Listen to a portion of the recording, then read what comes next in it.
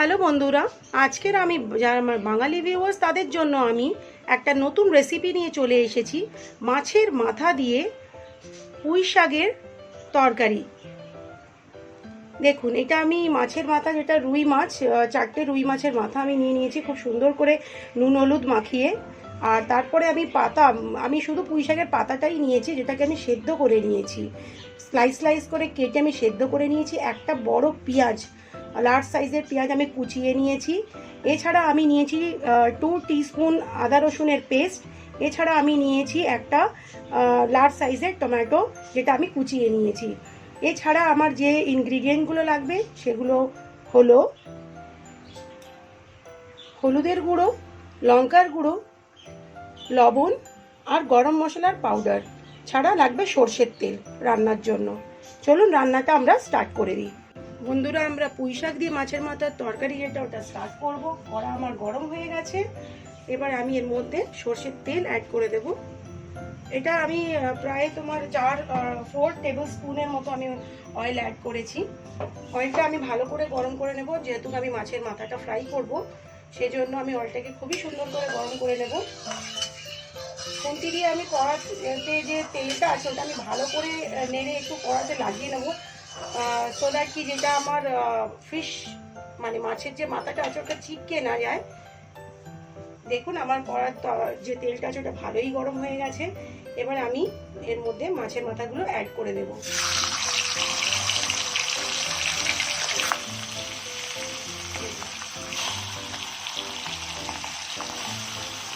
মাছের মাথাগুলো আমি অ্যাড করে দিয়েছি। এবার আমি মাছের মাথাগুলোকে খুব সুন্দর করে ভেজে দেবো। ঢাকা লাগিয়ে আমি ঢাকনা দিয়ে রেখে আমি ভালো করে ভেজে নেব। বন্ধুরা, আমি প্রায় 1 থেকে 1.5 মিনিট পর্যন্ত মাছের মাথাটা আমি ফ্রাই করে নিয়েছি। এবারে আমি এটাকে পাল্টে দেব। নতুন যারা কুকিং স্টার্ট করছে, নিউ যারা রান্নার জন্য, তারা কিন্তু অবশ্যই মাছের মাথাটা ফ্রাই করার সময় গ্যাসের যে ফ্লেমটা আছে ওটা কিন্তু কমিয়েই দেবে। কেননা মাছের মাথাটা একটু ফাটে, তেলটা ছিটকাবার ভয় থাকে, সেজন্য এটা একটা ছোট টিপস ছিল। দেখুন, আমি মাছের মাথাগুলো একদম ভালো করে আমি পাল্টে নিয়েছি। আমি আবারও এটা 1.5 মিনিটের মতো ঢাকনা লাগিয়ে কুক করে নেব। বন্ধুরা, আমরা 1.5 মিনিটের জন্য আবার আরেক সাইড দিয়ে আমরা মাছের মাথাটাকে ভালো করে ভেজে নিয়েছি। এবার আমরা আবারও পাল্টে নেব। পাল্টে নিয়ে মাছের মাথাকে একটু চেপে চেপে ভেজে নেব। দেখুন, এইভাবে এটা পাল্টে দেবো খুন্তি দিয়ে, আর একটু চেপে ভেঙে ভেজে নেব। এইভাবে দেখুন,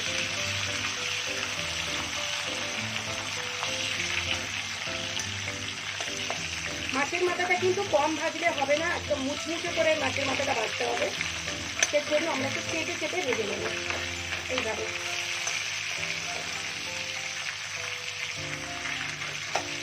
এইভাবে এইভাবে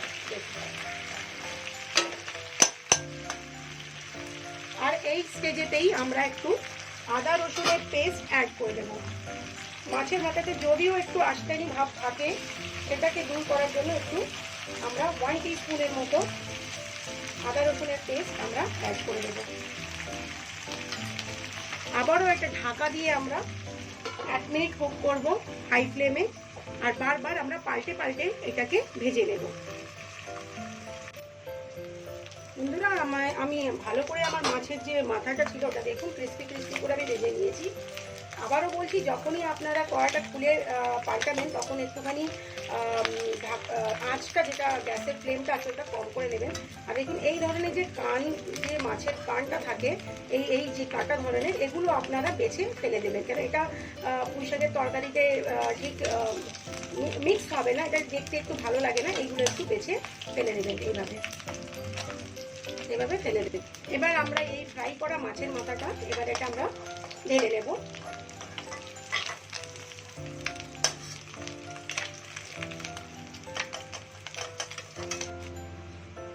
আমাদের কড়াতে যে তেলটা ছিল মাছের মাথা ভেজে, তার মধ্যেই আমি আরেকটু অয়েল অ্যাড করে দিলাম, ওই ধরুন 2 টিস্পুনের মতো। এবার আমরা অয়েলটা গরম হয়ে গেলেই একটু জিরে ফোড়ন দিয়ে নেব।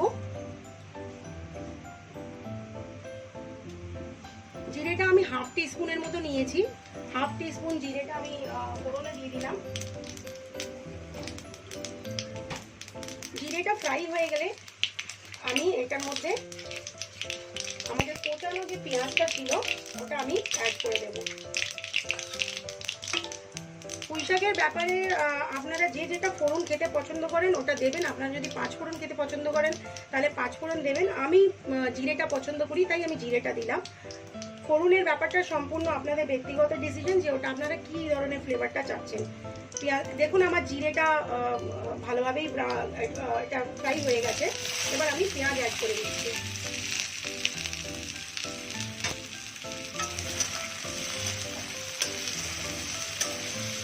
এই যে পুঁই শাকের তরকারিটা, এর মধ্যে একটু পেঁয়াজের কোয়ান্টিটিটা লাগে, কেননা এটা মাছের মাথা দিয়ে হবে তাই অল্প পেঁয়াজ দিলে এটা অতটা সুস্বাদু খেতে হয় না। একটু পেঁয়াজের কোয়ান্টিটি আর মাছের মাথার কোয়ান্টিটিটা মানে একটু বেশি থাকা দরকার।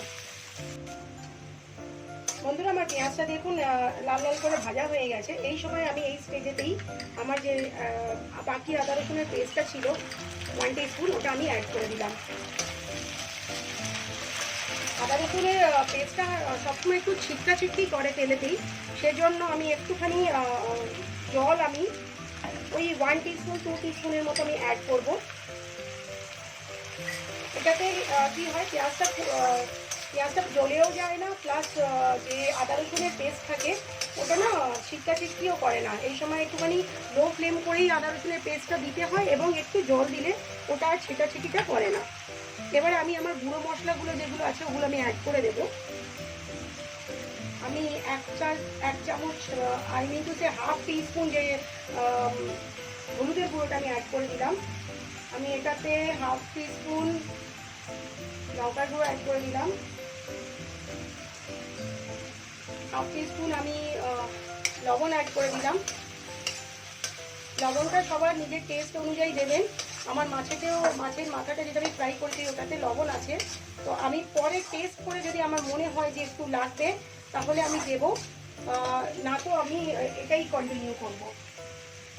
দেখুন আমার এই আদা রসুনের যে পেস্টটা আমি দিয়েছিলাম ওটা প্রায় একটু ভাজা ভাজা হয়ে গেছে। এর থেকে বেশি ভাজা আমি করবো না। আমার একটু আদা রসুনের সেন্ট যেটা হয়, ফ্লেভারটা যেটা হয়, সেন্টটা হয়, ওটা আমার দরকার। এই স্টেজেতেই আমি টমেটো অ্যাড করে দেব। এবার আমি টমেটোটাকে ভালো করে গলিয়ে এটাকে আমি কুক করে নেব। তার জন্য আমি 1 মিনিটের জন্য লিডটা লাগিয়ে নেব। 1 মিনিটের জন্য আমি টমেটোটাকে কুক করে নিয়েছি। আর আমার টমেটোটা দেখুন একদম গলে গেছে, সেদ্ধ হয়ে গেছে। এই স্টেজেতে আমি একটু কাশ্মীরি রেড চিলি পাউডার ওটা আমি একটু অ্যাড করব কালারের জন্য। বেশি আমরা অ্যাড করব না, এটা 1/4 টিস্পুন আমি অ্যাড করব। আর আবারও আমরা এটা একটু নেড়ে নেব, কারণ কাশ্মীরি রেড চিলি পাউডারটা তো অয়েলের মধ্যে কষলে পরে না একটু কালারটা বেশ সুন্দর হয়। এই স্টেজেতেই আমি আমাদের যে মাছের মাথাটা ছিল ওটা আমি অ্যাড করে দেব। আমি আগেও বলেছি মাছের মাথার যে কাঁটা খোঁচা যেটা আলাদা আলাদা দেখতে পাওয়া যাচ্ছে, যেটা মানে যেটার মধ্যে কিছু লেগে নেই, সেটা আপনারা বেছে নেবেন। আমিও বেছে নিয়েছি। আর যেটা একটু থাকবে কোনো ব্যাপার না, ওটা পরে আপনারা গ্রেভি মানে এটা যখন কষবেন তরকারিটা তখন আপনারা ওটা বেছে নিতে পারেন একটা কাঁটা চামচের সাহায্যে, বা যদি আপনাদের কাছে আর অন্য যে চিন্তা ধরনের যেটা হয় ওগুলো যদি থাকে ওটা দিয়ে বেছে নিতে পারেন। দেখুন আমি মাছের মাথাটা অ্যাড করে দিয়েছি। বেশি না, একটুখানি মশলাটা এতে লেগে যাবে, এইটুকুই আমরা এটা কষবো। এবারে আমরা এই যে সেদ্ধ করা আমার যে পুঁই শাকটা রয়েছে এটা আমি একটা সিটি লাগিয়ে নিয়েছি কুকারে, এই অল্প জল দিয়ে, অল্প মানে অনেক অল্প জল, 1/2 কাপেরও কম জল দিয়ে আমি সিটি লাগিয়ে নিয়েছি। সবটাই আমি অ্যাড করে নেব। এটাতে শুধু পুঁই শাকের পাতাই রয়েছে, অন্য কিছু না। শুধু পুঁই শাকের পাতা দিয়েই এই রেসিপিটা হয়। এইটা ডাঁটাটা দিলে অত স্বাদ লাগে না। এবার আমি এটাকে ভালো করে কষিয়ে নেব।